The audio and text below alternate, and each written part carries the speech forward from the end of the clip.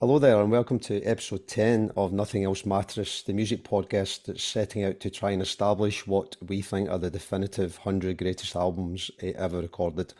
To do that, we're using the original Rolling Stone list of the top 100, reviewing 5 a week and voting them in and out. We have done 45 so far, and we're about 60% strike rate voted in. So that tells you we're sort of voting quite a few out as well. So we've got a few of our friends with us tonight, so we'll do some introductions. So we have from the right, Lisa. Good evening, how are we? Hi, good, thanks. Good stuff. Stephen, how you doing, mate? Good evening, guys. How are you all doing? All right? We are very well, thank you. George, how we doing, sir? Get up, mate. Get up, you too. George will be good tonight. And we also have some guests from time to time. So tonight we have a special guest, and that special guest is a friend, a singer, songwriter, musician, and to quote Ian Smith from a couple of days ago, the biggest star in the city of Glasgow, unquote. Grahame Skinner. What was that? That's a quote. Aha. Hi, good evening, Grahame. How are we doing? Great. Where was that? Because I was looking for that. Because I saw. Yeah, I bet you will. Yeah, too right. I'm not used to that kind of. I'll find it and send it on to you. Rubbish. Absolutely. So yeah, anyway. Grahame, thanks very much for coming along, mate. Delighted, and hopefully you'll have a bit of fun tonight as well. So John's not with us tonight, but he's given us our votes, and we've also asked our previous guests, Chris Thompson and David Ross, to give us their votes as well, which we're hoping to try and do going forward, so that we can sort of build up the sort of voting group. Gives it a bit more fun, a bit more credibility. So if I can remember to vote everyone in, I'll tell you how that goes at the end of each album. All righty. Lisa, Stephen, just before we start, you went on last week. So is there any albums or anything that you want to think about vetoing, or were you happy with what we voted in or out? I'm happy. Stephen? I can't remember what it was, but No, I can't remember either. I'm just giving you the chance. I think at the time I was happy. All right, cool. We'll just move on. Stephen, you're okay as well, mate? I'm cool, mate. Cool. Move on. Brilliant. Let's go. So, first album from the list, number 55, is Pink Floyd, The Dark Side of the Moon. So I'll just read you out the Rolling Stone quote that accompanies the recommendation. I think every album was a step towards Dark Side of the Moon. Keyboardist Rick Wright said, "We were learning all the time. The techniques of the recording and our writing was getting better." As a culmination of their inner space explorations of the early 70s, the Floyd toured the bulk of Dark Side in Britain for months prior to recording, but in the studio, the band articulated bassist Roger Waters' reveries on the madness of everyday life with melodic precision, Breathe, Us and Them, and cinematic lustre, Claire Torry's guest vocal aria, The Great Gig in the Sky. Dark Side is one of the best produced rock albums ever, and Money may be rock's only top 20 hit in 7/4 time. So that is Pink Floyd 55, Dark Side of the Moon, released in March 1973. So, George, do you want to take us away, mate? Tell us about Pink Floyd. You say 7/4 time for Money. The whole song's not in 7/4 time, just to be a bit pedantic. The guitar solo is in 4/4 time. It kicks into 4/4 time for the solo, so that's just a wee pedantic bit there. But I had a real dislike for Floyd for years, and it was primarily because of Floyd fans. I felt they were almost as bad as Rush fans, you know. That honestly put me off for decades, because I didn't like the people who liked Floyd, basically. Yeah, about 20 years ago, I was a friend of mine, a guy called Tony Peterson down in London, who's a dear friend of mine, big Floyd man, and I liked him. And we had a big argument about Dark Side of the Moon. I was like, "There's no fucking way on God's earth am I going to listen to this and like it." And he went, "Please have a listen, get your headphones on and just get into it one night." And I did. And I loved it. I was absolutely blown away by how good it was, and I got it instantly. And I felt really embarrassed for kicking it down the road for so many years. It's such a good album, and it was lovely to hear it again. I hadn't heard it in I hadn't heard it in its entirety in about 10, 15 years or something. but it's a cracking album. It really is. It's And what is it you not like about it, George, so much? uh,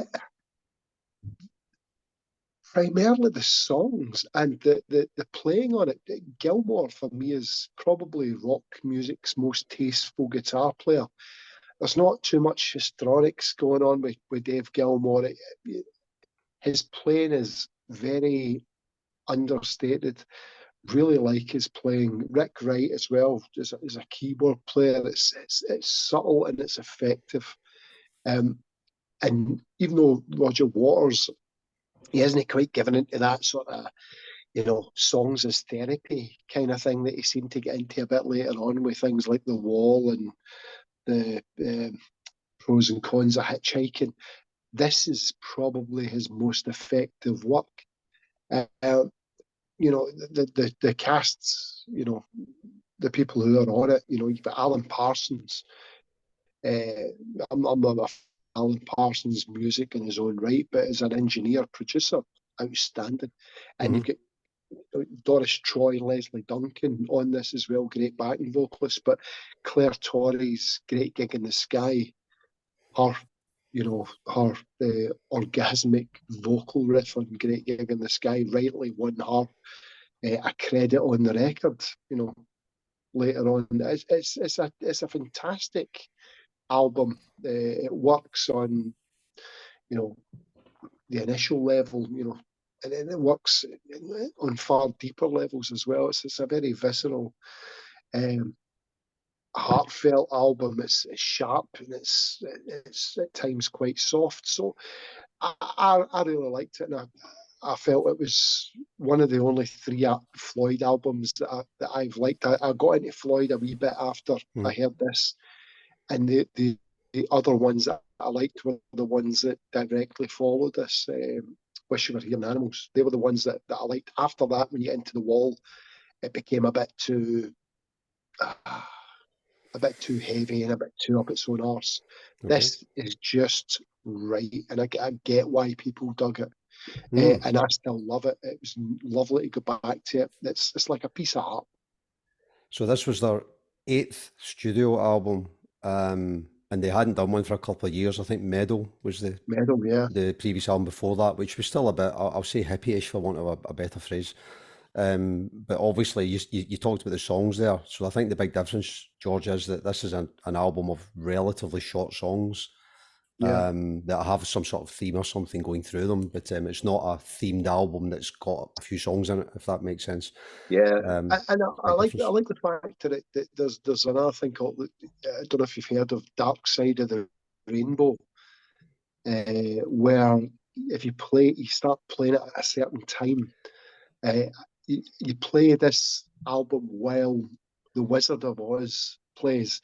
As soon as the MGM lion starts roaring, you start playing the album, and it makes sense. Well, it seemingly made sense for a lot of stone bags and fucking Trippy George. But see, I'm still willing to, take some alcohol-free mezcal and get into it and see how it goes.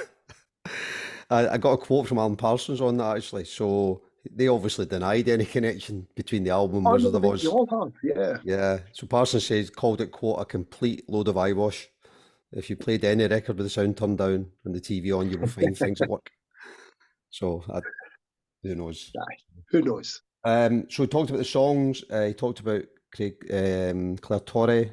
So she get that co-credit, didn't she, eventually, after getting 30 quid for doing the original session? Because without her contribution, did she get 30 quid or something? Yeah. That's right, yeah. And this is the only album at the moment on the list for Floyd. I think The Wall was on the 100 to 200, I think 129. But there's only one at the moment on Rolling Stone, 100. So yeah, I think that's a bit harsh on Wish You Were Here, probably. Animals too, maybe. But maybe, but Wish You Were Here definitely should be on there. All right, cool. So you're sounding pretty positive about that for the moment, George? Yeah? Absolutely, yeah. Floyd get a thumbs up for me. Brilliant. Lisa? Oh, sorry. I've just noticed there's a big dent in my dining room table and I'm looking at it. Do you want me to? I'll come back to you if you want. No, it's fine. I just noticed. I've got some polyfill in the garage yes. if you want I know, like great, some sort of wood filler or something. Yeah, so I'm quite ashamed to say that this is probably the only Pink Floyd album that I know. That's okay. So And do you shows know it just and how like much it, of a or serious muso I am. do you know it and like it, or not like it, or what do you think? Yes, I do like it. You Yes, I do do like like it, and it. But why do you think you like it? because it's one of these albums that I feel is sort of ingrained in my whole being and has been forever, if you know what I mean. It's, you just hear it and you just instantly relax. I know I'm not being very technical here about the music, but it's just that kind of, I mean, obviously the musicianship's amazing, but it's just the way it's all pulled together and it's just got this vibe about it. I'm doing that dancing thing that I was trying not to do. Yeah, it's just something that's always been there, but I hadn't listened to it for years until a few years ago. And once again, one of my sons absolutely loves it and he has it all the time. So I was kind of reminded how good it is. The only fly in the ointment for me is the song Money, and I can't even tell you why. I just hate it. I just hate it. It irritates the hell out of me. It'll be that 7/4 thing going to 4/4. Is that right, George? And the sort of cash register going in the Yeah, background. it probably just reminds you of listening to James plays piano all the time. Just kind of like cash register, piano, screaming, yeah, just get shot of that. It's also maybe Reminds me something. of what's that sitcom. Was it Are you being served? Are You Being Served? Yes, exactly. Cash registers. I think Roger Waters will take particular pleasure out of having that I connection. think it's also something to do with, and this is very similar to what George was saying about when the time Money came out, the kind of people that were really into it, I really didn't like very much. Not that I didn't like them as people, I just wasn't into their thing. And I think that's end up with all that kind of that scene. And so maybe, I don't know, but it is only that one song that just irritates me, and I don't think I'll ever get rid of that. But as a whole, I think it's an absolutely brilliant album, and yes, Okay, there. excellent. So it was kind of partly conceptual. I think it was this thing about some sort of Sid Barrett reference going through it, wasn't it? Because obviously he'd went off the grid 2 or 3 years earlier, and at the time there was a broad theme about things that sort of make you mad or stroke make you happy. And again, I didn't really know that when I was young. I didn't particularly like Floyd, to be honest, when I was young.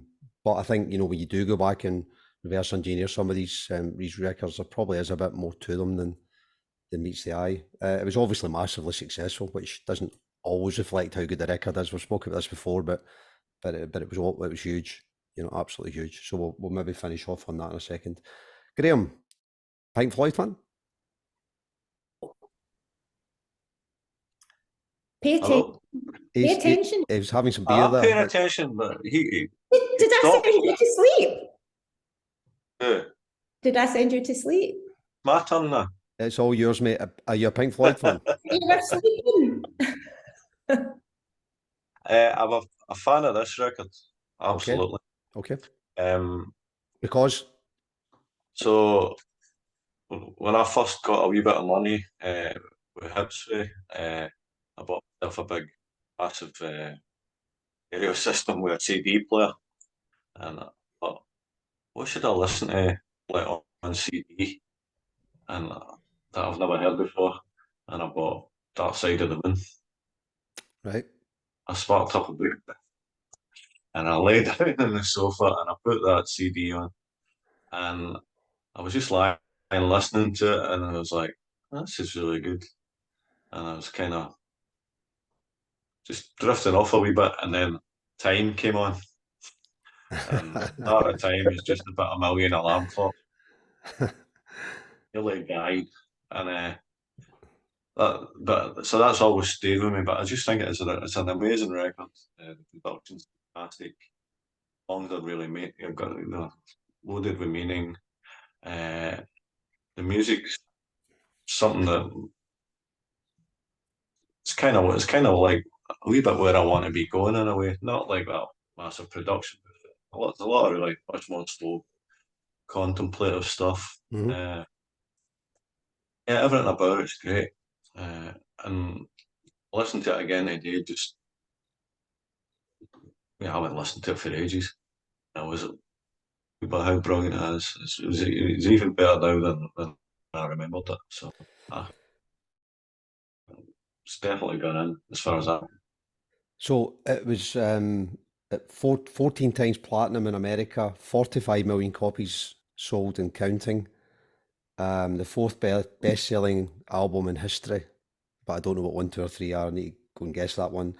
But a couple of interesting things. I think it was 736 weeks, consecutive weeks on the Billboard chart, which I think I was think and it still was is. 731, Brian. Was it, mate? I'll give No, you I that. don't know. I'm just fucking making it up, mate. I'll give you that. Random fucking I have to number. put up with.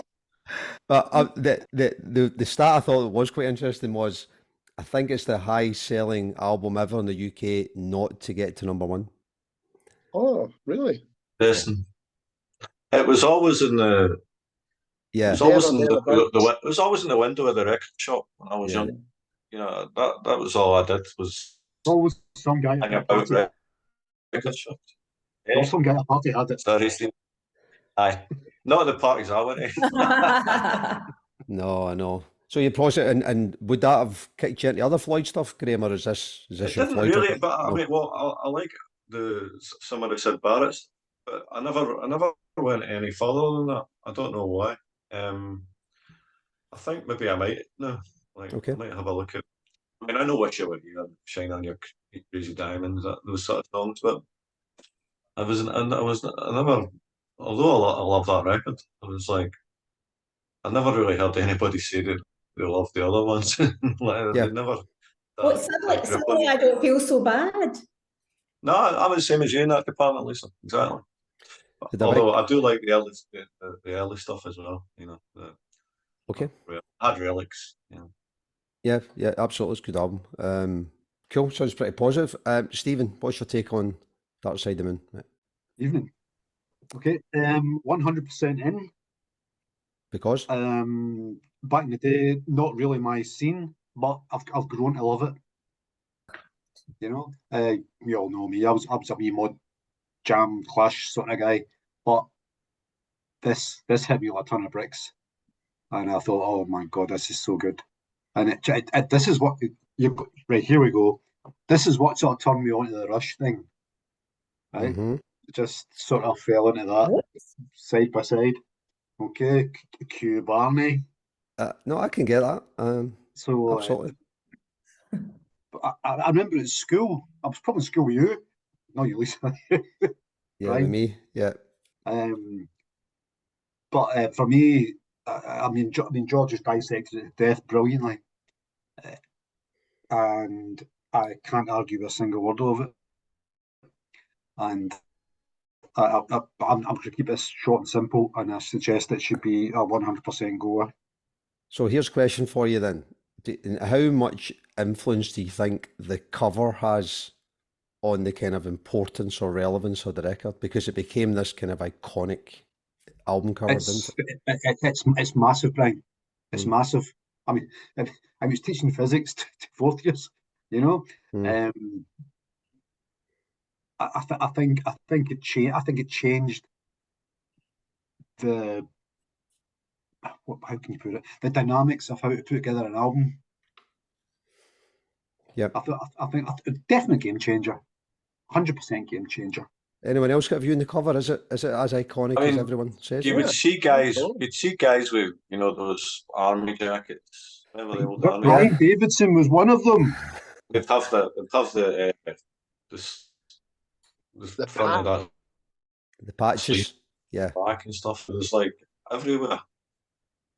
Yeah. Because it was your man, So, Storm. I Storm agree with Ferguson. what you say about yeah, a good album. I mean, a good cover is essential as far as I'm concerned. In each voting each record in it. I think it's really important that the cover's good. I think that has got to be part of factored into it as far as I'm concerned. I would be reluctant. It's something in if it had a rotten cover. Okay, Seriously. that's interesting. Anything? Graham, do you think that CDs dilute that? Well, it kind of killed the cover a wee bit because it's a much more difficult to Yeah. just make a great piece I of think art. it tells it. I think it couldn't Yeah. agree more. Yeah. And your man, the only reason I asked at the cover was A, it was iconic, but you know, having looked at some of the other stuff that Storm Thorgson, I think, is it his name? But he did, I mean, his CV's mental. Yeah. Yeah, he did all the 10cc stuff. The Deceptive Bends and How Dare You and all that kind of stuff. He did, what else did he do? He did a couple of Nazareth albums, which I didn't know. I was quite impressed by that. Tug of War, which I don't think it's particularly good album, a good cover actually, McCartney's. But you know, he certainly had his chops, I think, on the cover front. So it does seem to be sort of part of that package thing that it goes with it. He was given an interesting brief, wasn't he? It was like something about the light show or something like that. He said or something. Prism. Yeah, that was part of it. It was sort of symbolic of the light show that they put on, and also about their it was kind of symbolic of their musical I don't know, aspirations or whatever, and experimentation. But I read about it, but do you know what? I can't actually remember what it said.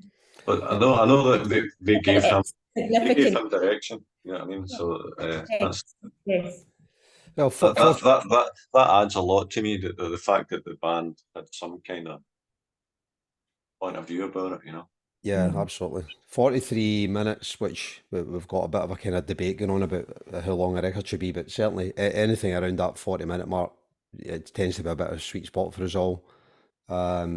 Twitter were 77% in favour of it as well, which was good.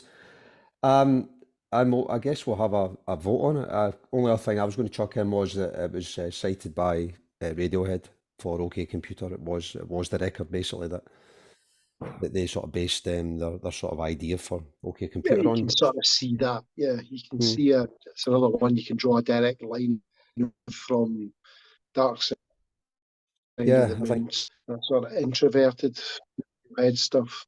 I think you can, mate, absolutely. And the only other bit of interesting trivia I had was that he talked about the Claire Torrey thing, which was fine. She gets paid the money and then she gets co-credit down the line, whatever. But when she actually came to record it, they asked her to come in and do it on a Friday. I think it was a Friday, and she said, "I can't do it on Friday because I'm going to see Chuck Berry." As you do. In the Olympia or somewhere in London, which I thought was quite relevant to tonight since we've got a Chuck Berry record on. So she came back on the Sunday and did it a couple of days later and whatever. So, well, there's one other bit of trivia that I know of this. The actress Naomi Watts, her father was Peter Watts, and he was a roadie worker for Pink Floyd back in the day, and he's actually on the album. His Laughter is on the album, and he died about 2 or 3 years after this album came out. Yeah, because there's a bunch of bits from just talking and stuff like that. Well, I do know that they interviewed both the McCartneys were interviewed for this, Paul and Linda, but they didn't use any of their answers because they thought they were trying too hard. Yep. To be like funny or whatever. So they actually didn't use any of them, but they did use Jim McCulloch, who was the guitarist in Wings, I think, at the time. It was, fine guitarist as well. It was Henry McCulloch. Sorry, Henry McCulloch, different McCulloch. Yeah. No, Jim McCulloch's on it, the Wings man. I know Henry McCulloch's on it. Is he a Wings man as well? Yeah. Right, well, you're right then. Whatever McCulloch it is, he's a guy who says... Can I just say that's me one glass of wine down. We've only done one album. We're moving on to number 2 in a second. And I was just going to say, he's a guy who says, I don't know, I was really drunk at the time. That's the same McCulloch guy, so I thought that was quite relevant. That's Henry McCulloch. Henry McCulloch. So, John was a yes. David Ross was a yes. Although David said... or something. David said it's a yes. Appreciate that its relevance and its importance, but I've only voted it in for its impact because I think it's shite. quote unquote. So, Is that a yes or no then? it's a yes, actually, believe it or not. And Chris Thompson was a no on Floyd, Of course. of course. Chris has voted everything though so far, I think, that we've ever done with him. So, Oh, that's my job. absolutely. Okay, so let's get round the room then. Let's go. Graham, what are you thinking, mate? Yes. You're in. Thank you very much. George. Sorry, mate. Big Thumbs thumb. up. Yep, thanks very much. Lisa? Thumbs up. This works well on Spotify, guys. Stephen? It's a big yes. Absolutely. Whoa, Lisa just jumped me. Oh, Yeah, it's a way to get something it, I said, Lisa. Yeah. And that was a yes, Stephen, yeah. Yes, Heard earlier. 100%, mate. 100%. Good stuff, and I'm in as well. That's a cracker. And the only other thing I mentioned, which we've done a few times on these, is that I tend to do a wee bit of your kind of YouTube searching as you're listening to records, and I went back and watched the last gig that they played together at Live 8. Oh, I saw Which I hadn't Yeah. watched, I don't think, since it was on, which was, what was that, 15 years ago now. So if you've got 20 odd minutes, it's brilliant. 4 songs on it, Yes, and it was great. they have the Lovely, emotion, yeah. and you know, they never didn't like each other by this point, but you know, they all came back and did it, and it's brilliant. That's really good. So cool, brilliant. So we're at 1 for 1. We're in. So that is Floyd away. Number 54 is James Brown with Start Time. Okay, here we go. So Rolling Stone said, so great is James Brown's impact that even with 71 songs over 4 CDs, Start Time isn't quite comprehensive. Between 56 and 84, Brown placed an astounding 103 singles on the R&B charts. But every phase of his career is well represented here. The pleading straight up R&B of Please, Please, Please, his instantaneous reinvention of R&B with Papa's Got a Brand New Bag, where the rhythm takes over and the melody is subsumed within the groove, his spokesmanship for the civil rights movement and Say It Loud, I'm Black and I'm Proud, his founding document of 70s funk, Sex Machine, and his blueprint for hip-hop and Funky Drummer. Okay, James Brown Start Time, released in May 91, which tells you it's obviously not a real-time record with all those songs on it. Graham, what's your take on James Brown's Start Time? Okay, I don't have that record. I have other James Brown compilations and bits and bobs, but I don't have that one. And when I saw those 4 CDs, I was like, the James Brown has to be in the top 100 and perform. I don't know. A compilation is the way for that to go. That's my problem with it. It's not an album; it's a compilation. So I don't know if you've had this discussion before about Yes.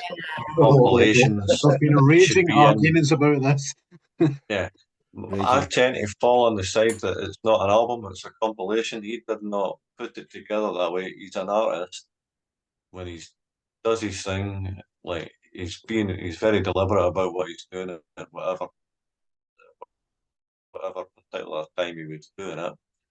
And it's not like, oh yeah, it's a representation of him, but you know, like if you're going to put that in as an album, then you know you should put in Animals and Wish You Were Here as well, because like that's like kind of what you know, you're covering about 10 different records or something like that. Like Yeah. it doesn't work as if you're going to have this It's a box set rather than an album. yeah, if you're going to It's have like this thing where you're judging an artist on a piece of work. work, when it has to be the work. This is all his work. You know what I mean? Like, Yeah. So I think to just give a bit of context then, so we have had the debate on compilations, absolutely. yeah, I know we you have. have. And John in particular is a big fan of compilations, so it's a pity he's not on. We did vote on Live at the Apollo a couple of episodes ago, so we did vote James Brown Live at the Apollo 63, I think that was on. Yeah, I put it out, didn't I?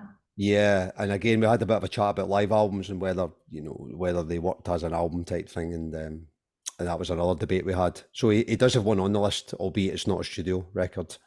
But you're right, it is a compilation, it's a box set, it's as George I says. mean, like if I voted against this, not because I don't absolutely adore and idolise James Brown. Hmm. I think it qualifies it as a piece of James, and then it's like it does. I think it's unfair, basically. Yeah, I mean, There's only, yeah, well, it's four CD box set. Every CD is over 70 minutes long. yeah. You know, that's a lot of And moolah. I went and had a look at some of the tracks on it and all that, and like some of them like are just sort of are okay. They're not all. It's not all his best work. Some of it is just like more average stuff, and all his really good stuff as well.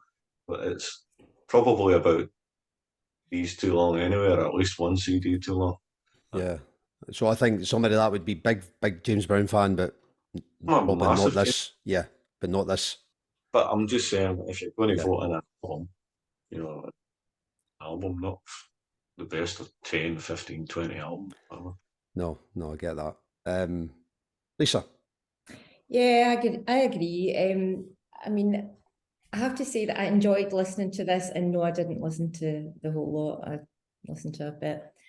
But I enjoyed it a lot better than the last one we reviewed. I felt that obviously the production was a lot better, and great tracks. Really enjoyed it, but you kind of get to that stage, it just keeps going and keeps going and keeps going, and you don't get that resolve that you expect when you listen to a rounded album, and that's when I start switching off and going off into another room and then forgetting where I was, and it's just that kind of thing that puts me off it a wee bit. Although I love listening to it, James Brown. I mean, absolutely fantastic. Who can argue that? I still want to dance to it, but there's something about that. I was going to say lack of structure, but I can talk about that later where it works, I think. But nah, just it's not. I don't know if I'm going to vote that one in again, and I feel really bad. Sorry, James Brown. I've really not done you a good turn. I know he's not even here to fight his corner, is he? Oh, but I don't think he'd care. He wouldn't care, would he? Absolutely wouldn't care. She's got one in already. This is actually quite interesting. There's 2 or 3 greatest hits on the list as it stands, but this is easily the biggest one at 294 minutes. I think the whole thing comes in at. It's ridiculous. Which is ridiculous. But it is ridiculous, right? But the interesting thing is that they've done this Rolling Stones list 3 times. And it was voted in 79 on the first one, then 75, and now 54, which I'm really surprised about. It appears to be sort of gaining more credibility or popularity, whatever you call that, rather than maybe being off its time as a box set when it came out and everybody thought this was great. How long does this actually last? How long? 294 minutes. What's that in hours? It's 5 hours. Go on you go, Brian. Right, so Skin, you could listen to that while you're playing a round of golf and you still wouldn't get to the end. Oh no, you're right. You're right.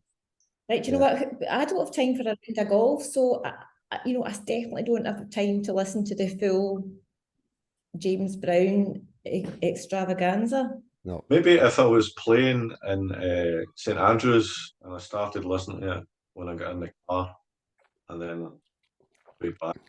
Right. You'd probably need to drive to Augusta, Graham, to time to listen to it, come back Then again. maybe after a few shots from your hip flask, you might vote it in. Yeah, absolutely. Okay, I get that, Lisa. Stephen. Sorry, I'm giving it that again, haven't I? Stephen. Yes. I actually concur with Lisa. Lisa said the word "but" 11 times there. Right. Right. So she's trying to like it, but I need to work on my style. 11 times, and I agree with you. I completely agree with you. There's something not right. It's far too long, and I think it's too samey. And I don't know. Maybe. I mean, I'm not a musical guy at all. I mean, sorry. No, no, no, no. That is not the first movie to walk out of me. Not at all. Not at all. But anyway, I do not believe it belongs in top 100 albums of all time. Even I just wanted to say as well, like see, especially the early ones, the Yeah. early songs, like there's a couple of crackers there, Oh, Please, absolute one call songs, right? But there's also quite a few that are just let's call them turkeys. quite basic, that sound a bit like the other ones. Yes. But Do you know, it's interesting you say that, Graham. I'll bring George That was on my this. point. anyway. That was my point. We're getting samey. Yeah. I actually tried to listen to all this for the purpose of the podcast mainly. Just to take a point, Graham, then we'll bring George in. But I was surprised on CD1, I was surprised at how much of it was kind of, I call it balladeer singing, for want of a better word. Pretty slow, same songs basically, just a wee bit, almost like a bit Motowny, where it's almost the same backbeat, but just some different lyrics and stuff. And it's only really as you get into the second CD that it starts to be, the funk side of it tends to be a bit more prominent. And then it does the sides 3 and 4. 4 I never listened to. 3 was pretty hard work, to be fair. So I did struggle to get through it. It's also hard. Did you run out of steam, Brian? What's that, mate? Did you run out of steam? Because I did. I did, mate. Yeah, I couldn't find all 4. I couldn't find all 4 CDs to listen to anyway. So, which I think answers part of the question, really, doesn't it, George? I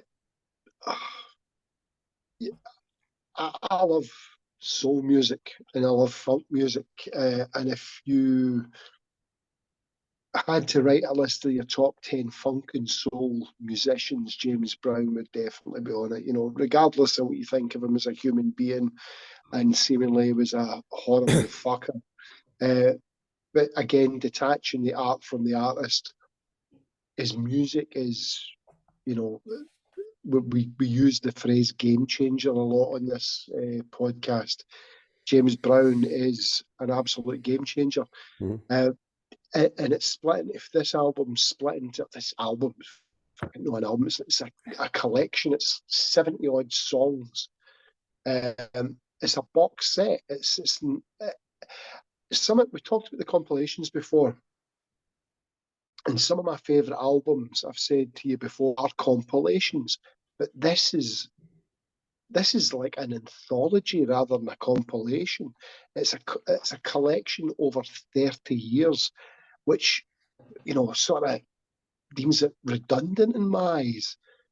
Despite Brown's at times magnificence, you can't possibly put this in a top 100 album of all time list without doing the same for other artists who have equally massive catalogues. It doesn't make sense. So what John Welsh normally alludes to when it comes to these kind of albums, I'm in agreement with regards to this. If you took the best of James Brown, took 15 tracks out of that 70, you'd make a great compilation, a great best of James Brown, but it would be a compilation and it would be split over those 4 years. You're saying about the balladeer era. We talked about this with Chris Thompson on the Live at the Apollo one. And I did think early James Brown, he was trying to squeeze into that territory occupied by people like Jackie Wilson and Sam Cooke. But when he realised that his was more rhythmic and more funk based, he realised he didn't have the songs that those guys had, and neither had he the voice. So he moved into more rhythmic, hard funk, and that's when his career just exploded. So yeah, I'm in a bit of a quandary here with James Brown's start time. It's an incredible collection of tracks, but if it's over 30 years, then it can't really be classed as an album. Okay, well, we can get around the houses then. It did win a Grammy in 91 for his liner notes, not his songs. So, so which I thought was quite relevant. And Robert Christgau, one of those famous rock reviewers in Village America, Voice. yeah, Yes. he says it's the finest box set ever released. So I think it's clearly But planned. that's a box set. Yeah, Not an absolutely. album. Yeah, that's what he said. He said it's the package, it's the ceremony, it's the pomp, it's as you say, it's an anthology, isn't it? Yeah, absolutely. Okay, let's have a crack round the room on this one. Stephen, in or out? No chance. Out. No chance. Out. Lisa. No. George. Nope. Graham. No. It's a no. So John was a no, surprisingly. A big extra no for John. David was a no, and Chris was a yes. I Yeah. need this. So You can so yeah, so that moving round and it's I can't see anything. Holy the, Ghost Sample has arrived. the And guys will then think the guys will think, well, move, then everything will go off and it's a disaster. Then I have to call a pal and stuff like that. Lisa, guys will stop, think, take off your sunglasses. Why? Could you be able to see better? that's a good point, mate. The guys will think they'll think we've edited this. Lisa comes on and off with different outfits. Right, okay, so that's definitely out, and we have got a brown record in already, so I wouldn't be too worried about it because the man's a legend. Okay, so that was 54. 53 is Jimi Hendrix Electric Ladyland. So Jimi Hendrix's third album was the first he produced himself, a fever dream of underwater electric soul cut in round-the-clock sessions at the record plant in New York. Hendrix would leave the record plant to jam at a club around the corner, the scene, and Voodoo Child, 15 minutes of live in the studio blues exploration with Steve Winwood on organ and the Jefferson Airplane Jack Cassidy on bass reflects those excursions. In addition to psychedelic Delta blues, there was the precision snap of Crosstown Traffic and a cover of All Along the Watchtower that took Bob Dylan into outer space before touching down with a final burst of spectral fury. What words there? That was the Rolling Stones. It was released in October 68. We've already voted one Hendrix album in, which was Bold as Love at 92. We voted that in. And this is his third studio release. So let's start with Lisa for Electric Ladyland. Lisa. Right, all that has just put me right off. I can't think straight. Right, so I'm a bit of a Hendrix fan, right? Well, I'll try not to be too biased and make it balanced. So when this came out, it was criticised because the lack of structure was kind of mixed up all over the place. But you can imagine why. I mean, he was recording it while he was touring the second album, wasn't he? And so it was, and that did not suit him because obviously he felt that it interfered with his creative flow and all the rest of it. I don't know, but then now everyone says, well, it's a masterpiece. It's a masterpiece, but would Hendrix consider it a masterpiece? I don't know, because he was a perfectionist and it didn't quite go the way he wanted it to in the end. He didn't have enough time. He wanted to keep doing things, and he was famous for doing loads of takes, like Gypsy Eyes apparently was 50 takes. Yeah. And then I think he ended up producing it in the end. He finished off the production, I don't know, and then he had to release it before he was ready. So he probably wasn't happy with it, and that's a shame. That was the last album before he died in 1970. Yeah. Anyway, can probably tell that a little bit. Although, see the start of it, I don't get that. I know it's all this sort of, he was wanting to experiment in this kind of overture that is, what's it called? And the Gods Made Love. I don't get why he did that. And I know that he'd said that he knew that the critics would slate it. So he got that over with first, and then of course the next track kicks in and you've forgotten about it. But seriously, if that's the kind of sounds that the gods make when they make love, kind of glad I'm a female,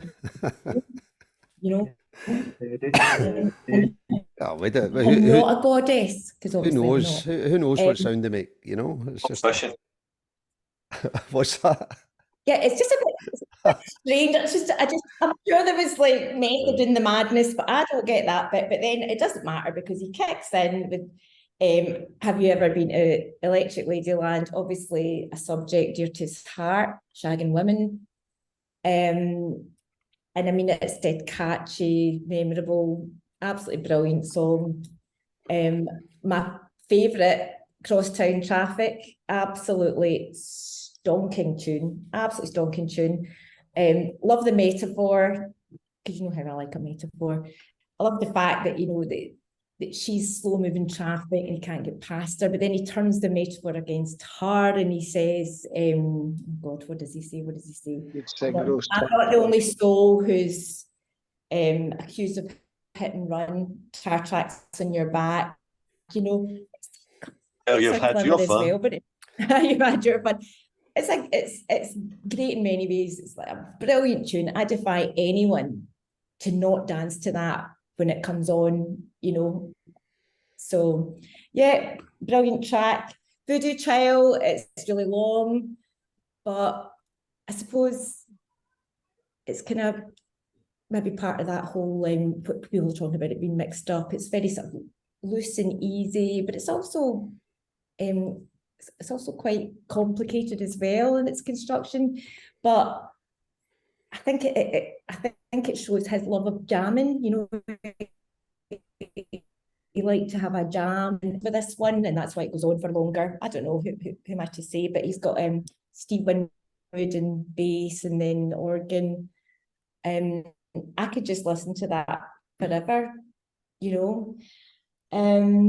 Little Miss Strange for me does not in there at all. It's so lightweight, and I know it wasn't his. Who wrote that? I can't remember.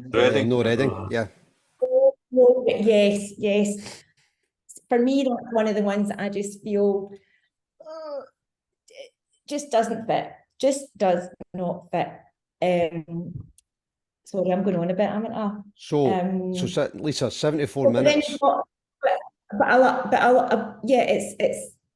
But apart from anything else, you've got it would be a great album just for the fact it's got the big hitters. You've got Dylan's all along the Watchtower, and of course, a lot of people will say that Hendrix's version is probably the most popular. I certainly think it's amazing. His vocals on it are brilliant. I think he does it justice. And then he ends with Voodoo Child, which is pure, unadulterated filth. And amazing. Anyway, okay. I've probably not said half of what I wanted to say, but I did go on long enough, didn't I? Sorry. You did, and you probably have, to be fair. There's a lot of good stuff in there. I think you've picked up on a lot of the key points on it, which we'll come back to. So he starts to do the album in 2 years, or just over a year and a half, really. And so I think he had a contract with his label for the original 3 records, and I think he was in effect knocking them out so he could get to the end of the contract and then do his own stuff after that. So kind of makes sense, really. But it's a big album to have as your last album. You know, 74 minutes long and all that. So. George, sorry, no, just my last word on it is that you see all the layers and the textures that run through it. I think that does pull it all together, and it's one of the things that makes us go back and listen to it over and over again, because I think that every time you listen to it, you pick up on something different, something you didn't notice before, and it's just always a really engaging album for me. But okay, you might not. No, we might not. We'll find out. George. I would agree with a lot of what Lisa said there. I think it's his best album, but I don't think it was intended to be his last album. You know, the third album in 15 months, and he ended up producing it himself. It's wildly ambitious, but because of his love for take after take after take, something that pissed off his previous producer, Chas Chandler, ended up costing about £300,000. It did go to #1 in America, but it was still, at the time, I think he was the highest paid musician on the planet. He was charging an absolute king's ransom for his live performances, so he was able to afford it. And you know, you talked about Pink Floyd and one of the earlier ones there. The album sleeve of this is probably just as iconic as Dark Side of the Moon, the David Montgomery sleeve, you know, with the 18 or 19 naked women that was probably owned by every fucking teenage boy in the world at the time. Yeah, mad 70-minute acid rock fantasy, which at times it felt a bit laboured, even though there's great stuff on there. But, you know, when you've got a 15-minute version of Voodoo Child, the blues version, I think that's unlistenable. I get bored with that. I think that's like Hendrix almost phoning it in. But where he is good is, you know, with the slight return version of Voodoo Child, Crosstown Traffic, and obviously All Along the Watchtower. Those 3 tracks, like they pop out. You know, it's like they jump out of the record. Whereas the other songs sound as if they're maybe a bit experimental and a bit noodling. You know, as soon as Watchtower starts, you're like, holy fuck, that's got my attention. And it's another one of those tracks that, you know, when anyone says, there's never been a cover that's better than the original, point them to that one. That ends the conversation stone dead. If it was a single album, this would be in my top 20. It's that good. But there are too many fillers for it to be, you know, a top 20 album, especially that fucking abomination, Little Miss Strange. It's a fucking disgraceful track. It sounds like a fucking proficient version of the Grateful Dead. It doesn't belong on a Hendrix album. I think he felt sorry for him and just couldn't say nothing. And threw him a bone, but at the cost of his own album, it's so out of place. It's really poor, and even Hendrix playing on it is like, oh man, let me just get to the end of this and give you something else. It's such a perfectionist. Quite surprising that he allowed it on the album. Yeah, but I think there's the perfectionist side of things didn't obviously extend to, you know, the final product because there's far too much stodge on it. I still think it's his best album.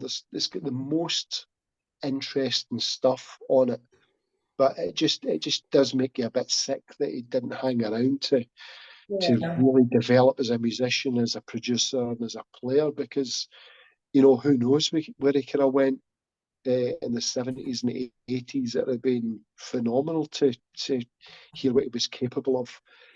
Great cast involved in this as well, as you mentioned, Stevie Winwood, but there's 3/4 of Traffic in the playing on the record.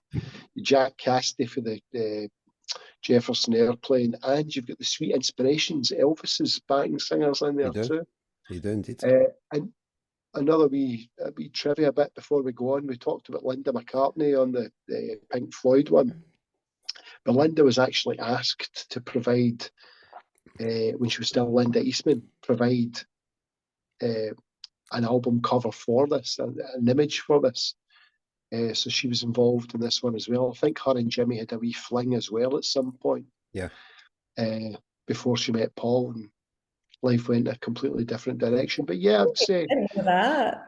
Yeah, Linda was a fucking badass. Linda, and she makes, and you know, in her celestial palace, she oversees the best vegetarian burger I've ever had, and that's the God's honest truth.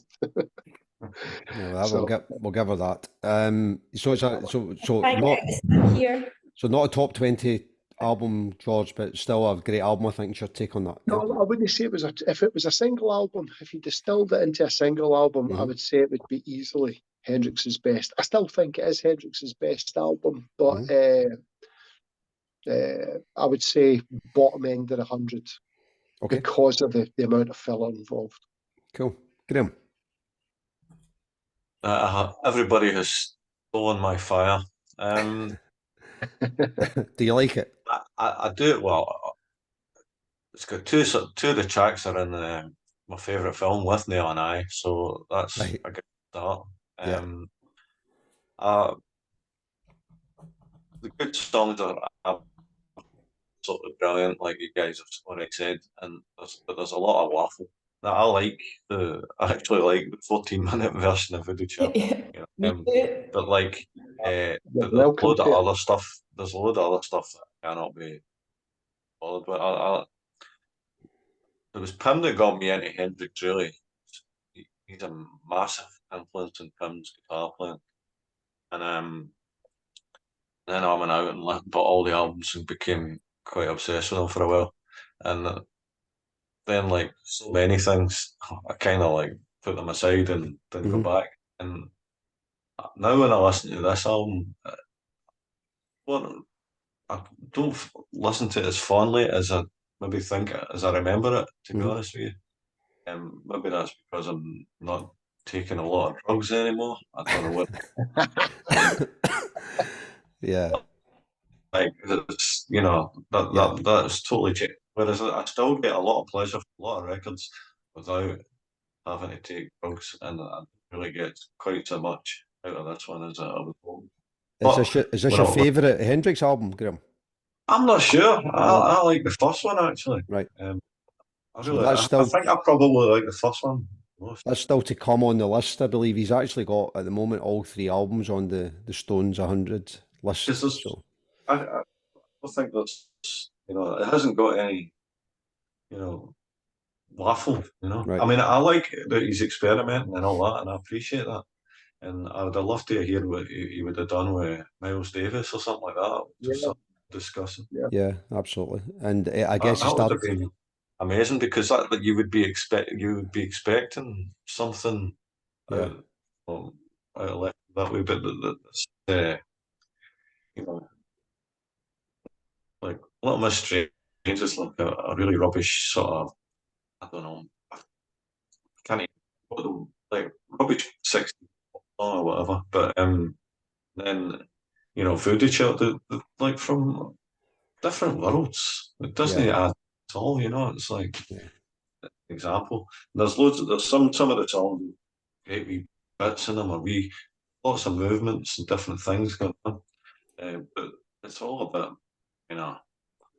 throw it in a washing machine kind of sound, too much of that. Pickledy. Yeah. Pigglety. That's a good way of putting it. Okay, so again, but big fan generally, Graham, but maybe this one's got a bit of padding in it. Yeah. Alrighty. Stephen. I'm going to come back to is it a top 100 album question, which I always do, and I don't think it is. Sorry about my hand here. This Microsoft thing's come up again. Okay. What? Can't see that. Right, good. Carry on. Okay, thank you very much. So, is it a top 100 album, Stephen? That's what you're asking yourself, right? Not a chance. Not a chance. And that's because of all the things that the guys have mentioned? It's too superfluous. There's too much fluff and not enough substance. Okay. And quite long as well, isn't it? Yeah, it's far too long, man. It's far too long. He could have stripped this back and made it a cracker, but he didn't. No, he didn't. Absolutely not. So he's the artist. It's up to him. Yeah. Okay. So he could have cut this in half. Yeah, I would absolutely agree. I think my notes were, if it was a single album, as George said, I would love it. Absolutely.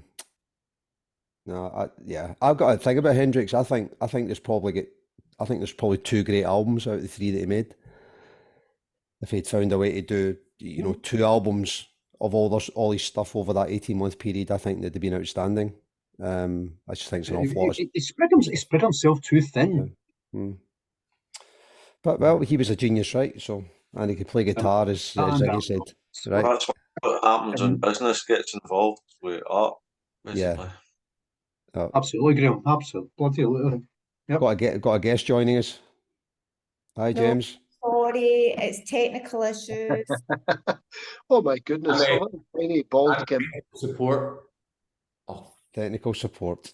All right, so let's take a vote on that. I think you mentioned Watchtower, so it was his only hit he ever had.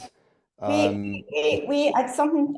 This his Microsoft Teams just spoiled what I wanted to do. I think James is spoiling what you wanted to. And Not for the first time. and my phone's not working. Lisa, it's got nothing to do with phone.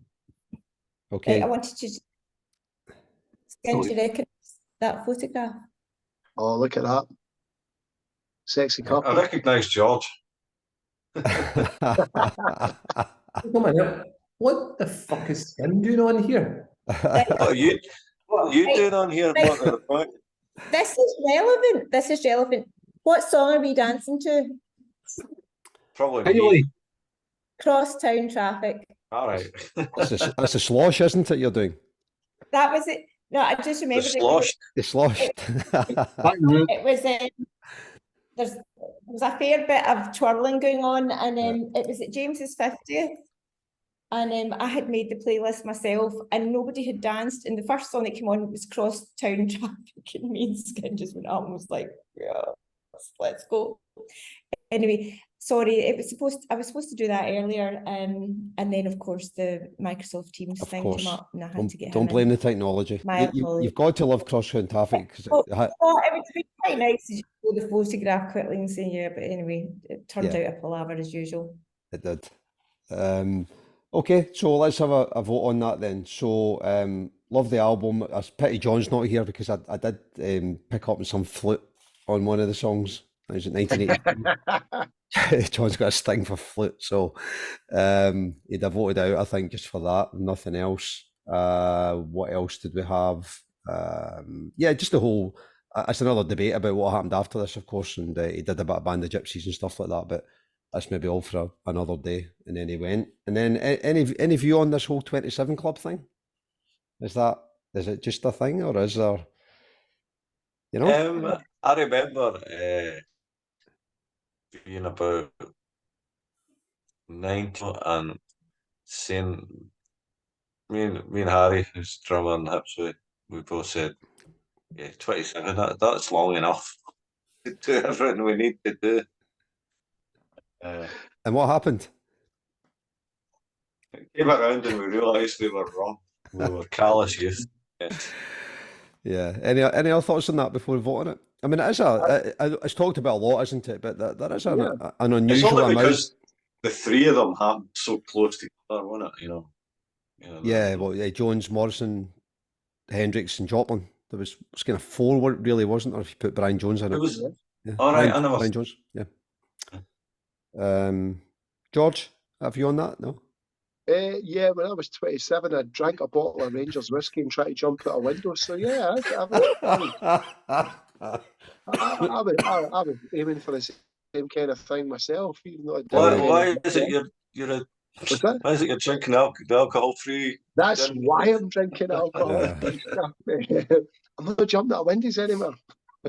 Brilliant. And I didn't know that. And the last thing I was going to mention was that Electric Ladyland reference, because he ended up, because he had this, need to be a perfectionist, he ended up with his own studio, didn't he? Called Electric Ladyland. But what I didn't realise was that he only recorded in it twice, and then went to the UK for the Isle of Wight festival. Isle of Wight and do some gigs and died. Yeah. While he was in still in the UK. Again, so I don't think that was part of his plan, but no, that wasn't the agenda. I get that. I'd hope it wasn't. I did see a cracking YouTube bit of him on Lulu. She used to host a show. He's on Lulu playing voodoo. You can imagine. Doesn't he? He stops. I think he does that. He's not got any cream. He gets into cream. That's right. And I think him. it gets shut down or something. And there's a whole. It gets banned for the BBC and all that stuff. So, which is a rite of passage, I guess, isn't it? Okay, so Grahame. Electric Ladyland, in or out? Even with a great cover, I'm sorry, but no. Okay. Hand in your Hendrix card. George. Yeah, absolutely in. George, absolutely in. Lisa? Because of there's enough stuff on it to put it in. Enough good stuff on it to put it in.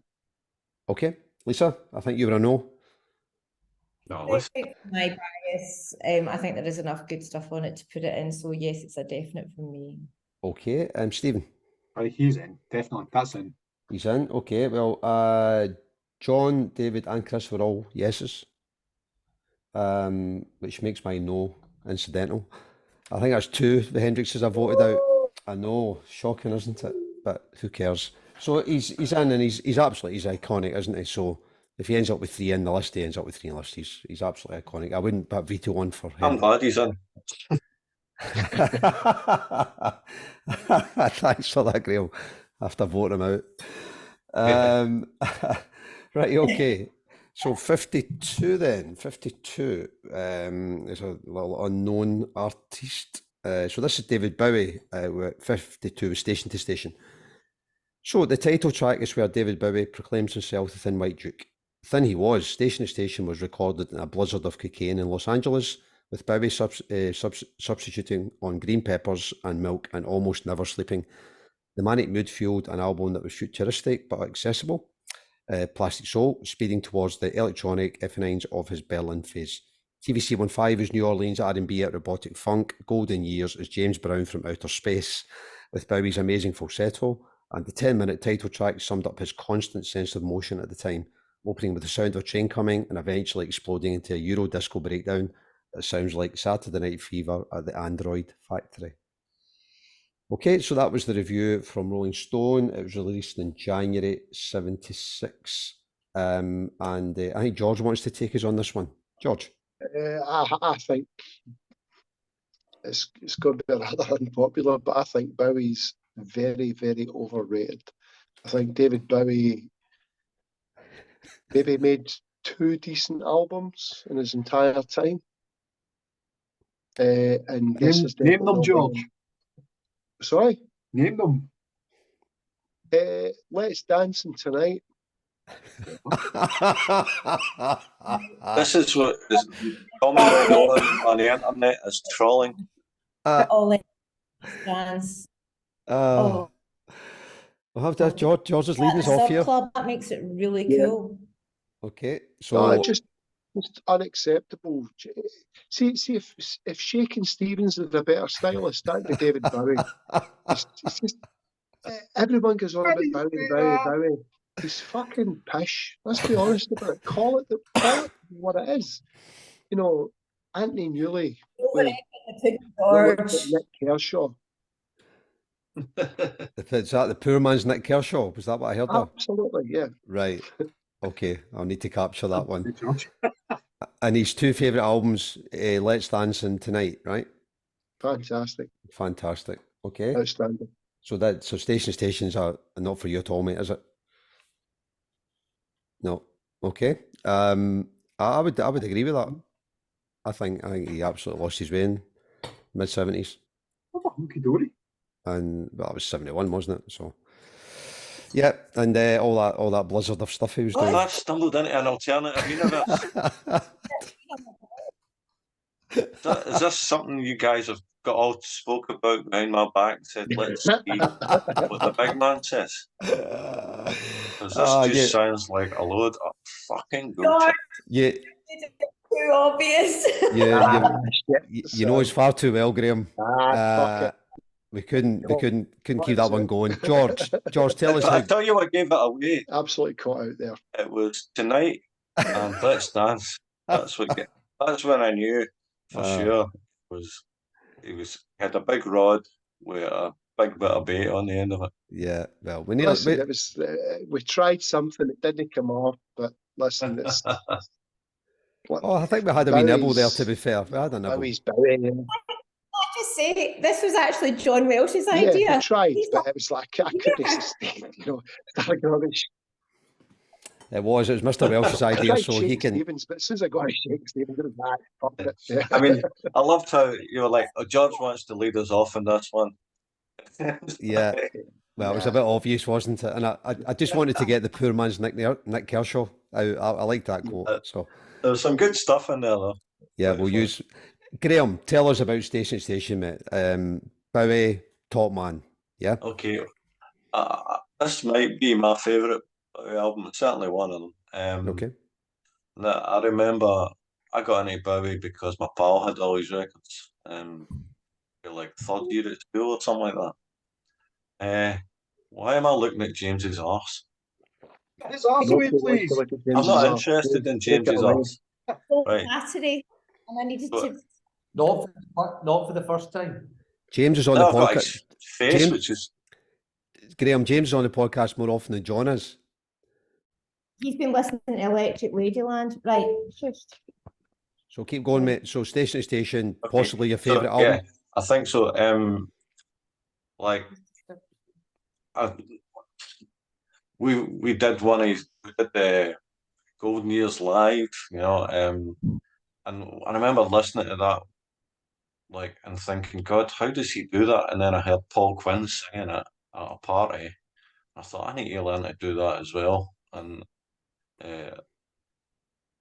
once you get into it, it's like it's like diving into the water. You have to dive in and go, and it just seems to come to you eventually. Anyway, it's funky. Apparently he doesn't remember making it. He's got no memory of it at all, which just blows my mind. Like, is this before or after? You know, it's after, isn't it? When God, I'm having a senior moment when he comes back from America. Isn't You've it? got Young Americans in late 74, early 75. Then This you've is got after. This is Americans, after right? Young Americans. So it's still it's recorded he's in LA. Still trying to get off her. Yeah, he's so still mad on the court. It's recorded in LA. So it's an LA album, but he's kind of looking back to Europe as he's kind of I he's always thought he'd done it in Europe. Actually, I don't know why, because it just looks so European. And then he comes It's back the and last does all one that. before he back to Berlin. Yeah. And does he not come back and he does all that stupid nuts stuff and all that crap? Yeah. I didn't understand it then, and I wasn't really following him and at that time. You know what I mean? So I probably got into it about a year after it was released. I was kind of like not fully racing everything about Bowie at that point. It was probably about a year later or something like that, about 77 when I really got right into Bowie. Anyway, like somebody at the NME once said about Hipsway, I bet you their favourite album was Station to Station. And they were right. Okay. That's my Wow. Yeah. Spot on. Yeah, that's a good review of that. And has it stood the test of time? Yeah, Because it's the one I listen to most. If you looked at my iPod, you would see that's the one I listen to the most. Yeah, because it's got 6 tracks on it, 38 minutes, and there's 2 ballads on it, possibly 3. It's quite an unusual record. You've still got a bit of funk. If you sort of Golden Years is the end of the Young Americans period almost, and then absolutely is doing a bit of this kind of Kraftwerky type stuff's coming in. So it's amazing that it's all fused together so well. I don't think you could make that up, could you? It doesn't sound like any of his other records. Mm. You know what I mean? Like you can see Low and Heroes having something in common. I know it's got a lot in common, but like it just feels like it's come out of nowhere almost. I mean, there is a slight thread between that and Young American. I still feel like it's got. I guess it's the cover as well. Just it feels so stark and so kind of reflects like not being able to remember anything. And I think he must have just made the movie. And he felt that's what they used all those images from that. My mate had everything out in it. All of that size. And he's David Bowie, he was obsessed with him, and I kind of like absorbed all that off of him. And I always remember those photos from that time, in the padded cell and all that, and the hair all sleek. Is there anything that is wrong with the record, Graham? Is it a perfect record, do you think, is it? Yeah, I can't pick up on that record. Okay, mate, there's nothing wrong with that, mate.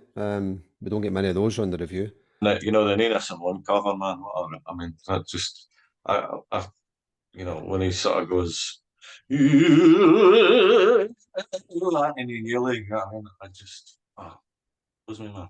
Yeah. And he met her, didn't he? And that was what inspired them to record it. That had happened just at that time. And he went in, and it wasn't due to be recorded on the record, and they decided to record it and put it on. I think he did it, yeah. I hope she liked it. I think she did, yeah. I think she loved it. I did a review at the time. Frank Sinatra was there when they were recording Wild as the Wind. Sinatra was there when he recorded it. Wow. No And way. it's got that croony thing about it, hasn't Really? it? Yeah. Yeah. He was in the studio? And he was there when they were recording it. Sinatra was around when they were recording it. And he was really impressed with Bowie. Yeah, But Bowie doesn't remember that. So no, but it's verified though, that he was there. Yeah. That'd be why I've seen it described as his vocal as Sinatra-esque. Oh, I didn't know that, but now I get it. Yeah. The whole album, I can concur with what Graham's saying. It's absolute fucking genius. It's flawless, and it's still, if you listen to that album now, as I've done in the last couple of days, I've listened to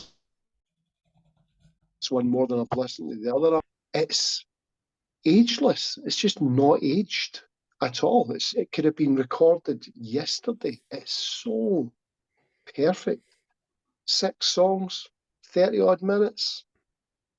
Alien Disco, 9 months after Young Americans, he drops this. Fuck me. Yeah, I'd agree with all that. I read the review at the time. It said it was a love album written by someone with no love in their life, and I thought it was quite interesting. There's an awful lot of kind of melancholy and stuff in the record. Although, does he not talk about all sort of weird religious thing? What's it called? well, he does, and he had this fear of a few people at the time, didn't he? The occult and stuff. So he had the fear of Jimmy Page and the Stones. The Hermetic Order of the Golden Kabbalah or Dawn. something like that. Sorry, Judge. The Hermetic Order of the Golden Dawn. Yeah, Sounds like somewhere you get a Chinese curry or something. Steady. We're getting into areas there, and I think if you're going to live in peppers, milk, and cocaine, then you're going to have a few things to sit and think about. So, George, you're concurring with Graham. Yeah, Brilliant. The band as well. I want to say something about the band. Yeah. The band is tight as fuck. See, on Stay, the rhythm section is hard funk. It's George Murray and Dennis Davis. Yeah. The two of them are just outstanding. But the two guitar players, Alomar.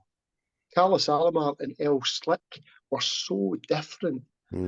So Bowie seemingly put one against the other to try and create some kind of frisson, like friction between the two of them to create some two very different, disparate sounds. And myself and John were fortunate enough to meet El Slick in Oranmore a couple of years ago. He did a wee personal appearance at Oranmore. About 20 people were there.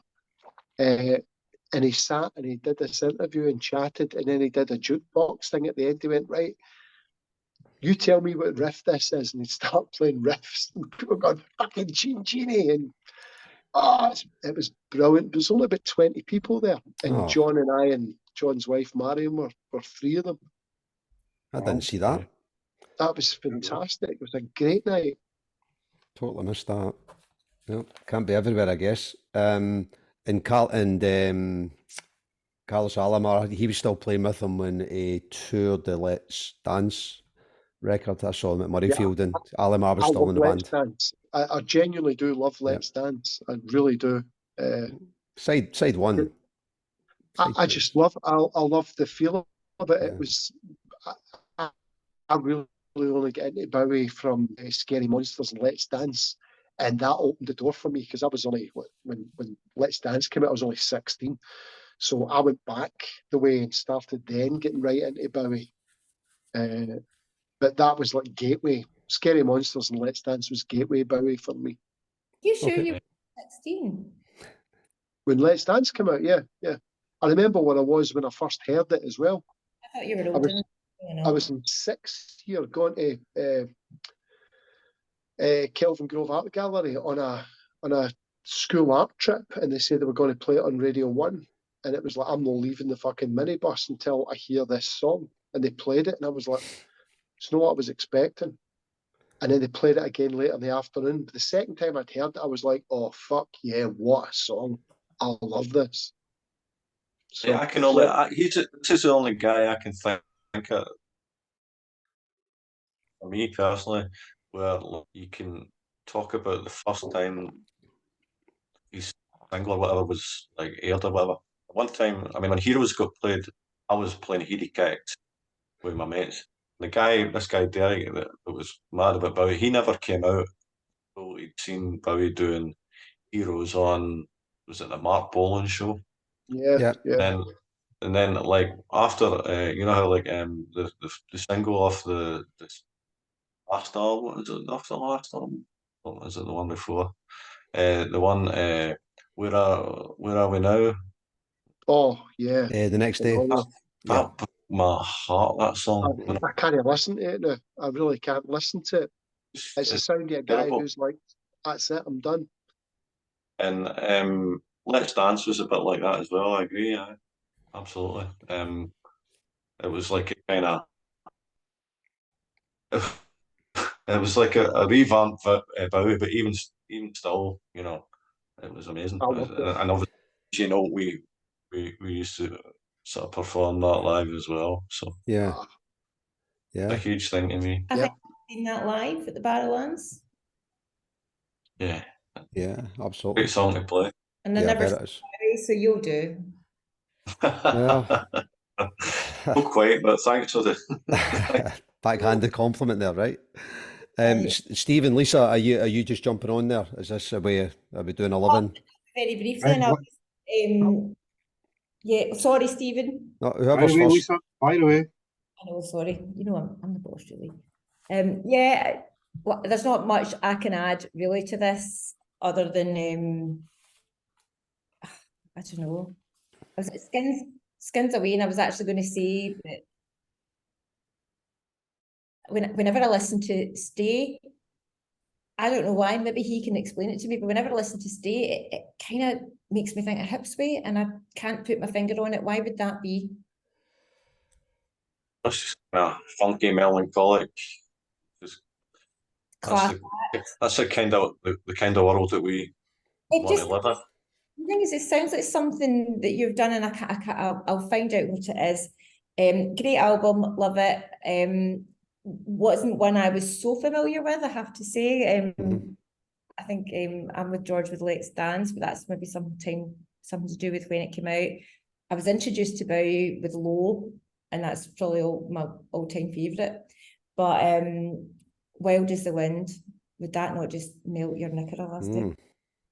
Like It would indeed. If I vocal, had any. vocal in that. I'm finished. TMI. Yeah. I think we'll leave it at that one, Lisa, in case we get barred from YouTube here. Lisa, right that one down. Right, Stephen. Yes. Tell us about your knicker elastic. Is it melting? That nickel elastic is on my ankles. But no, Bowie's a strange creature for me. This album, yes, 100%. Other ones, no. I think he's very patchy. I think very overrated. Oh, Carmen, We've done this already, Stephen. We've done this.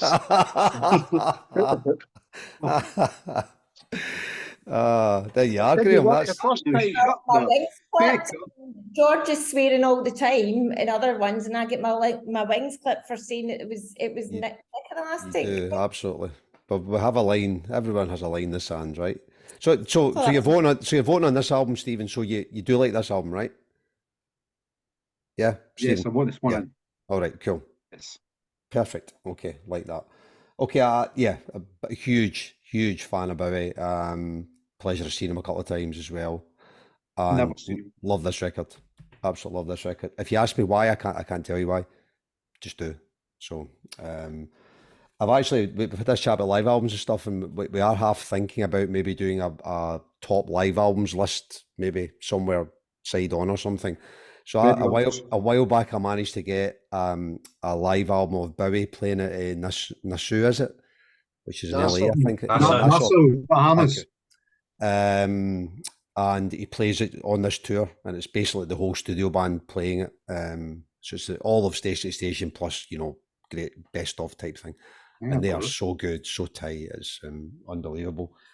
And I also saw a couple of things he'd done with Dinah Shore, the TV actress personality. So she had a TV show at the time. She was like the Lulu of America, and he goes on and performs Stay on it, and he's just like, he's from another world, and I don't know what it must have been like at the time to be seeing all that in real time, and and being part of it all. Unbelievable.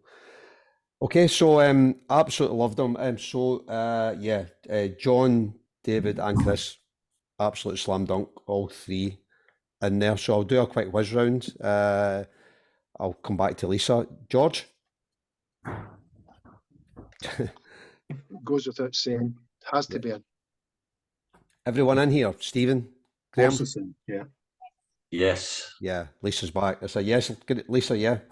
Yes, sorry. I'm sort of voting for you here, and I'm a yes. So it's the first clean sweep tonight.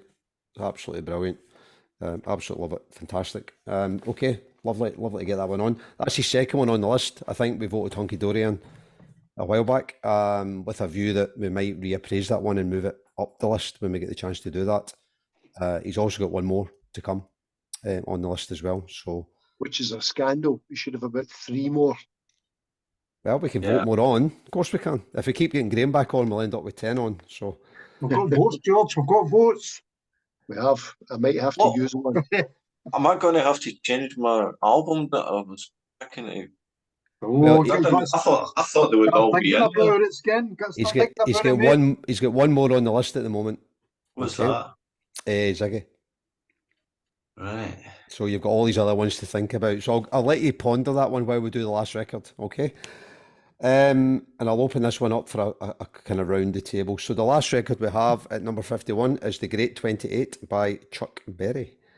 Okay, so to finish us off, in the latter half of the 50s, Chuck Berry released a string of singles that defined the sound and spirit of rock and roll. Maybelline, a fast country rocker about a race between a Ford and a Cadillac, kicked it all off in 55, and one classic hit followed another, each powered by Berry's staccato country blues guitar gunfire. Roll Over Beethoven, School Day, Rock and Roll Music, Sweet Little 16, Johnny Be Good, Back in the USA. What was Berry's secret? In the maestro's own words, the nature and backbone of my beat is the boogie, and the muscle of my music is melodies that are simple. This collection culls the best of that magic from 55 to 65.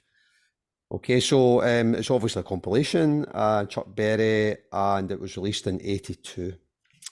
So I'll open this one up. We can do a quick round the table on Mr. Berry. Who wants to lead us? I'll start. Go on then. You said compilation. Mm-hmm. Thought that was bad. Not if we vote it in, it isn't. Oh, you froze. Oh, you're back. Sorry, I'm back. Sorry. Not if we vote it in, it's not barred. So it's up to us, mate. Okay, it's before our time. I don't know this one. I don't think so. Because it's compilation. I think there's a lot of very, very groundbreaking stuff. Original, groundbreaking, wonderful stuff. But I mean, really, I don't think so. Okay, so no Chuck Berry, arguably no Beatles and Stones and.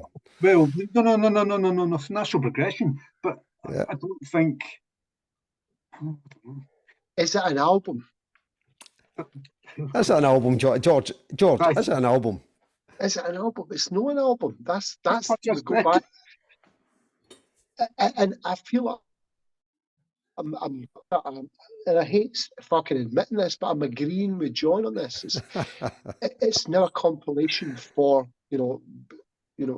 spread over 10 years. If you say to me, is Chuck Berry one of the greatest rock and roll artists of all time? I would say, of course he fucking is. One of the greatest songwriters in the history of rock and roll. There's no debate on that. One of the sharpest, wittiest lyricists ever. Great rock and roll riffs, great melodies, fantastic. Is this an album? Okay, so just while you're pondering that over, I was just looking at a comment that David Ross made. So when David came back, he said Chuck Berry in, which I was surprised about, right? So he said, not generally a fan of compilation albums making the all-time top list, but you'd have to make an exception for songs without which you'd have maybe no Beatles, Stones, etc. So I think what David's saying is that without having an album of Berry on the list isn't complete. So maybe it's not this album. Maybe it should be someone else.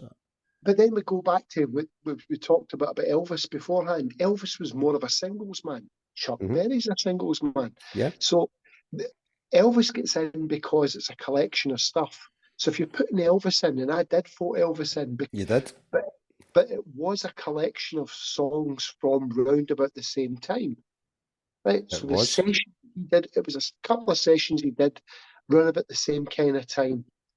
This is different. This is a 10-year progression. Correct. But because I want Chuck Berry in there, because Chuck Berry deserves, if half of these acts that we've discussed over the last couple of months are not fit to lick the bottom of fucking Chuck Berry's boots. That's the truth. He's an incredibly important figure in rock and roll. Another horrible fucker of a person, really nasty piece of work. Allegedly. Not allegedly. About to get fucking jailed for putting cameras in bathrooms. He was catching a member of staff, was he not? Stealing money or something. Yeah, of course he was. Yeah. Nobody stole money. Something to do with Nicola last night, was it not? Chuck Berry seemingly used to. I was censored for that, and I've just George, which I don't mind, but no. Yeah. Keep going, George. Chuck Berry was a guy who used to play with a bag on stage, and seemingly he would look at his watch, and as soon as the time was up, he'd walk off stage with a bag which contained his money. Chuck was an absolute monster when it came to the business. Yeah. And nobody shortchanged Chuck Berry. And as a rock and roll personality, someone who, as you say, without Chuck Berry, there's no Beatles, there's no Stones, the Beach Boys, all of these guys. Back to the Future. Yeah, Back to the Future, Chuck Berry, Marvin. Tutti Frutti. Exactly. All of these guys owe so much to Chuck Berry. So I suppose if I'm going to put Elvis in, even though it's over a shorter period of time, I've put in some albums that aren't as good, because I did listen to The Great 28 and I fucking really enjoyed it. It was one great song after another. Me too. Including You Can't Catch Me, which is basically John Lennon stole almost entirely for Come Together. It's the same fucking song. Yeah. No, it's Chuck Berry I'll have to put in, even though I'm agreeing with John in principle. I have to put it in. Okay. Graham and Lisa, anything you want to add to that? Well, I've got this thing about compilation albums. Chuck Berry, I've written, I agree with what George said. Chuck Berry is a genius. He's a singles guy, as far as I know. I mean, to give it context, I guess, Kate Bowie, for example, made loads of great singles. But like one of my favourite Bowie songs is Sweet Thing, which isn't totally a single. I mean, you listen to his records as albums. You don't just listen to one track. You don't want a Bowie. You want that album. And we're talking about albums here. And we're not talking about how good an artist somebody is, how good an artist, I mean, like, good an artist, but we're not talking about like their place as like is a great songwriter or she was a great songwriter or whatever. We're talking about album. It's a compilation. Yeah, I can't put compilations in, not albums. They're compilation. That's my problem with it. Barry's a genius. Okay. So if he'd happened to have made an album in real time that And it was... had all, say it had 10 of those songs on it, I'd be like, yes. Well, I think his third album, I went and checked this if I can find it. The album released in 1959 has the majority of his first 4 or 5 singles, plus I think Almost Grown and a couple of other tracks on there. And I So think why that's... wasn't this put in instead?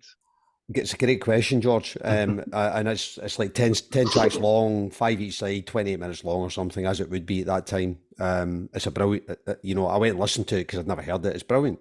Absolutely brilliant. It's not real time again, so it's a bit Sun Sessions-y, but it's closer to being real time.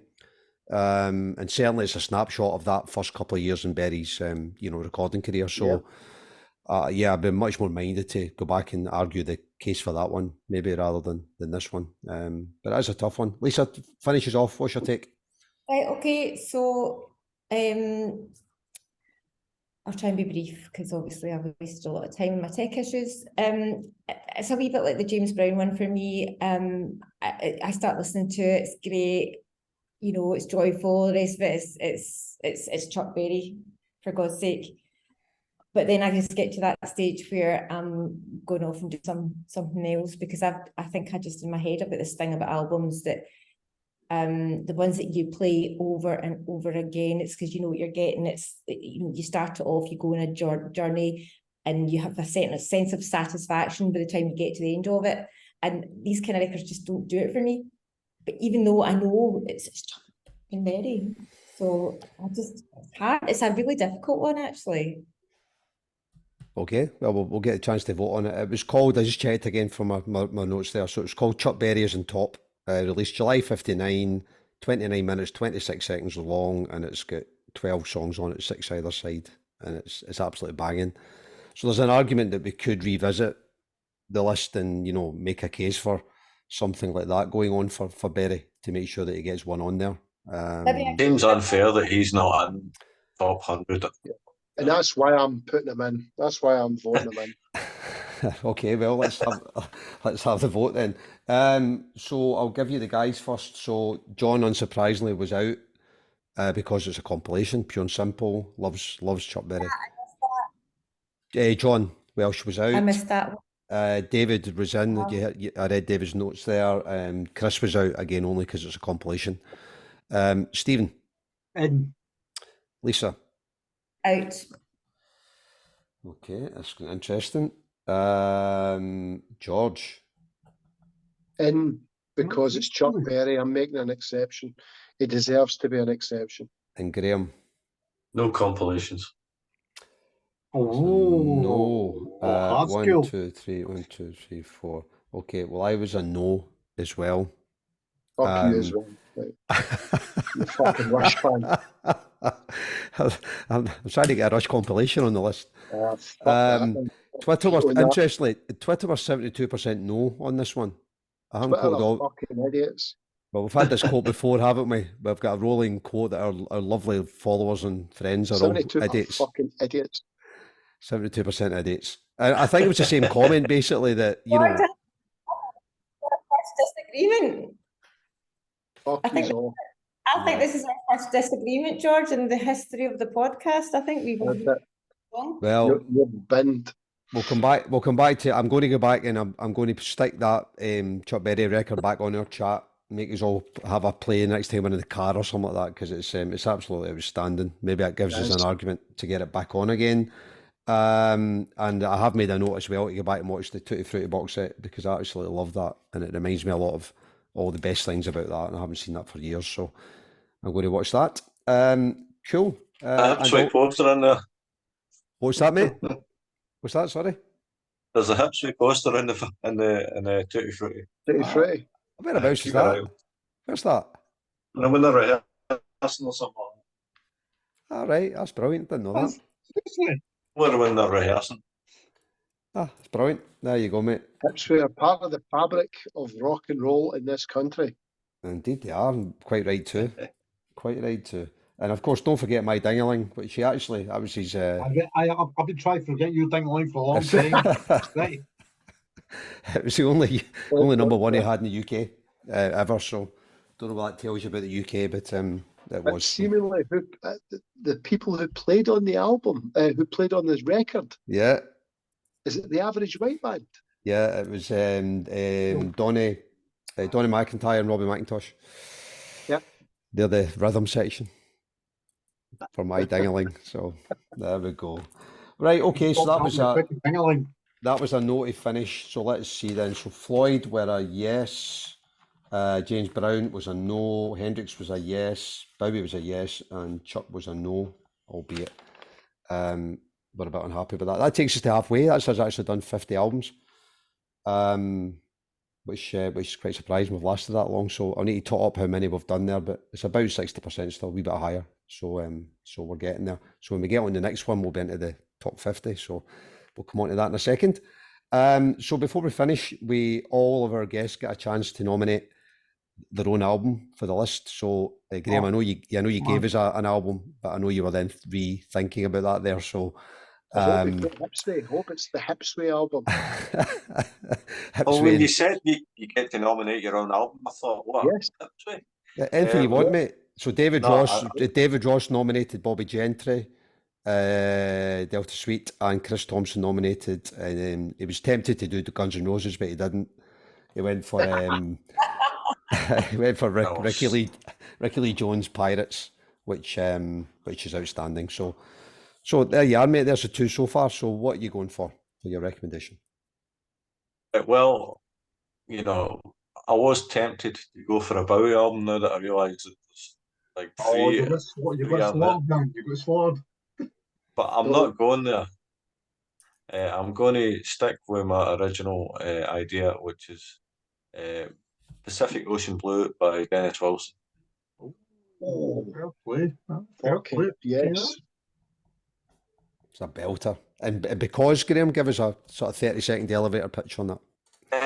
It's a beautiful, soulful record. It's got wee bits that are a wee bit funky. It's a bit like the Beach Boys, but it's also kind of just him. There's a real gravel in his voice as well. It's dead emotional. It's not, sometimes the Beach Boys could be quite, but this is much more.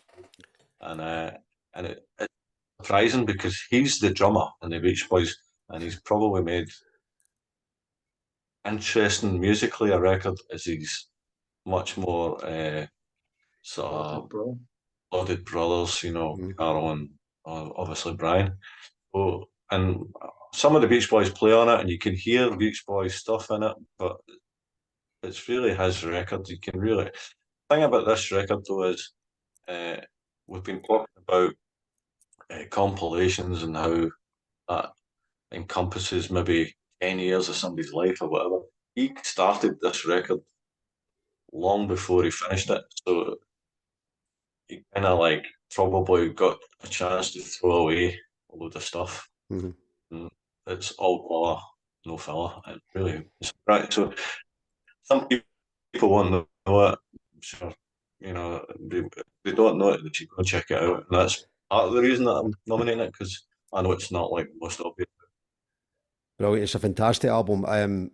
Douglas T. Stewart got me on to kind of 70s Beach Boys and solo stuff that they'd done. I wasn't particularly aware of a lot of that, and I came across this a couple of years ago now, and I love it. Absolutely, it's amazing. If I remember, it's quite lengthy, I think, isn't it, Grahame? It's quite a... Not sure how long it lasts. I don't It's a bit in it, I think. So, but interesting. The copy I've got is I had the CD, and it's got a couple of extra tracks. Right. The original version's got 12 songs. The CD's got 15, 3 that wouldn't have been on the vinyl. So maybe that's what makes you think it's lengthy, I think. Okay, mate. Well, it's a great addition. That's 3 brilliant albums so far. So we'll stick that on the list, and we're going to the podcast team will review that at the end when we get to the reviewing the first 100, and we'll then get all the guest stuff on there as well. And you'll get the chance to vote for your own one back as well. So, or change your mind, obviously, if that's what you want to do. So, cool. Brilliant. Thanks for that. Right. So, for the next podcast, when we hit the top 50, our next 5 records are Jay-Z, The Blueprint, again. Outcast, Aquamini,